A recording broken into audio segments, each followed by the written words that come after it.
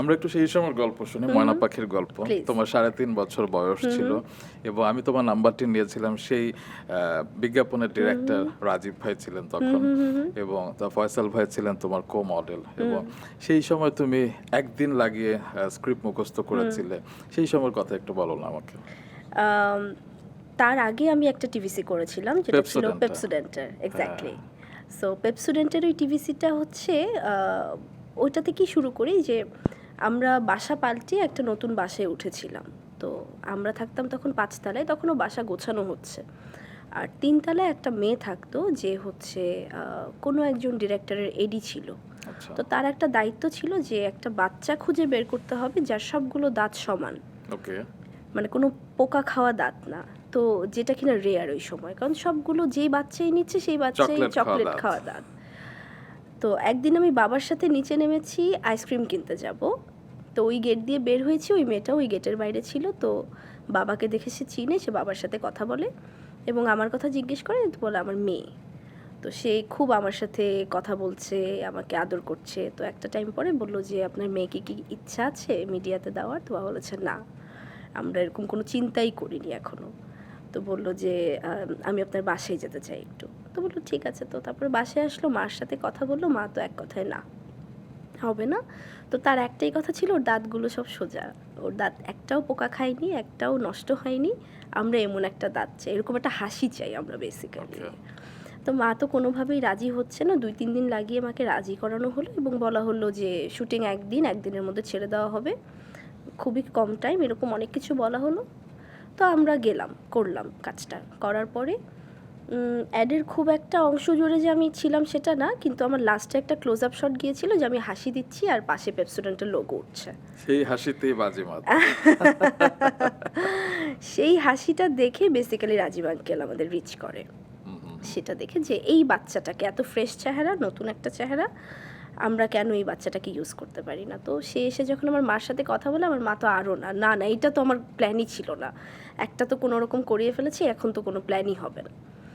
তো ওই জায়গা থেকে তারপরে গ্রামীণ ফোন, তারপরে এত বড় ডিরেক্টর, প্ল্যানিং শুনে, ফয়সাল আঙ্কেল সব কিছু শুনে সে একটা পর্যায়ে গিয়ে রাজি হলো। এবং স্ক্রিপ্ট দেখে তো তার মাথায় হাত, এই কথা আমি কিভাবে মুখস্থ করাবো, কোনো প্রম্পটিং না, কিছুই না, আরও তো বাচ্চা মানুষ, এগুলো বুঝবেও না।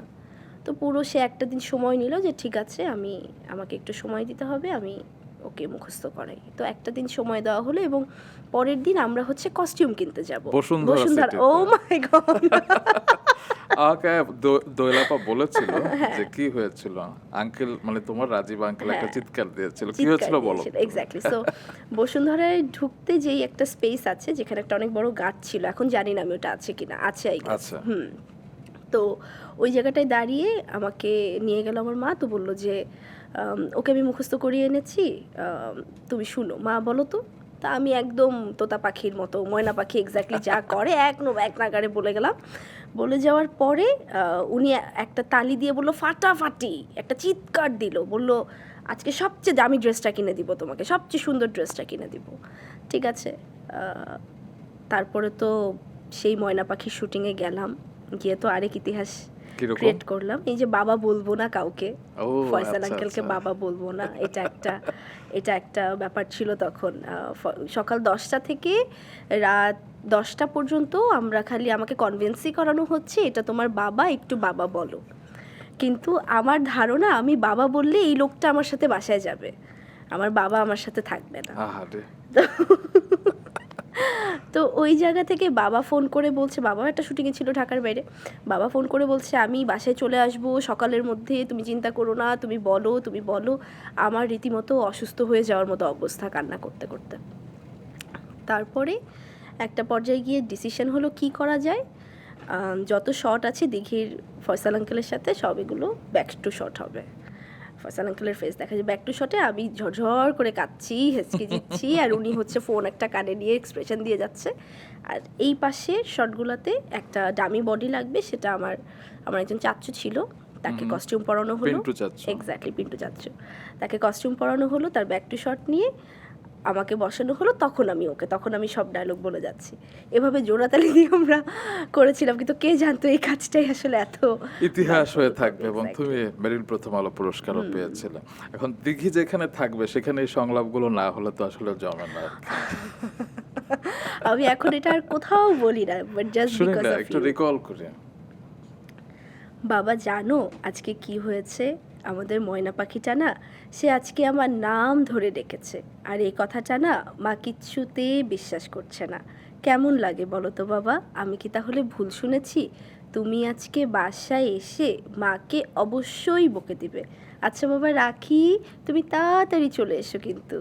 ওরে বাবা! আসলে দেখি এখন যা মানে সামনেও যা অর্জন করবে, এই বিজ্ঞাপনটি আসলে অন্য একটা জায়গায় থাকবে। এটাকে ছাড়িয়ে যাওয়া, ছাপিয়ে যাওয়া কখনোই সম্ভব না। সম্ভব না। কারণ এটা একটা আইকনিক একটা বিজ্ঞাপন হয়ে থাকবে।